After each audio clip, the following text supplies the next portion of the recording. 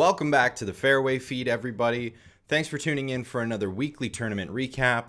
This week, we had the Genesis Invitational hosted by Tiger Woods, which was out at Torrey Pines for the second time this year for the PGA Tour.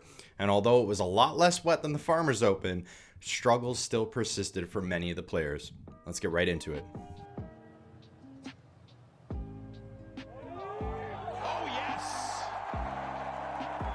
Torrey Pines brought the action for the second time this year at the 2025 Genesis Invitational. With the cut going into the weekend being at 4 over par, many of the players in the field struggled to find their groove, and with wet conditions in the first round as well as extremely thick rough, anything that wasn't kept in the fairway proved to be a nightmare for most.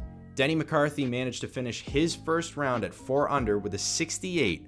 McCarthy has been in contention a few times with 2 playoff losses, but he still hasn't quite managed to get his first victory on the PGA Tour just yet.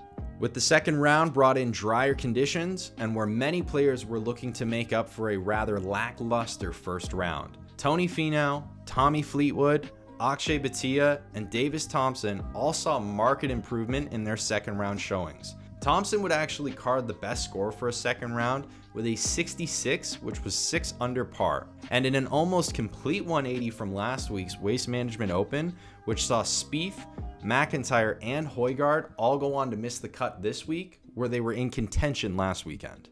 Round 3 is where things started to get very interesting. Keeping with Tony Finau, he got himself off to a hot start with 3 chip-in birdies within the first 4 holes, and Ludvig Åberg actually managed to card his first hole-in-one ever during tournament play on the 3rd hole. But it wasn't all good news for everyone in the field. Most notably, McIlroy really struggled to get anything going in the 3rd round after a slow front 9, which saw 2 bogeys and 1 birdie.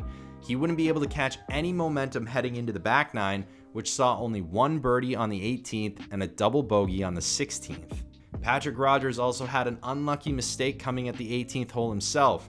He actually had a really great showing for the 3rd round with no bogeys and 5 birdies throughout the first 17 holes of play, but his 3rd shot on the 18th hole was just completely misread.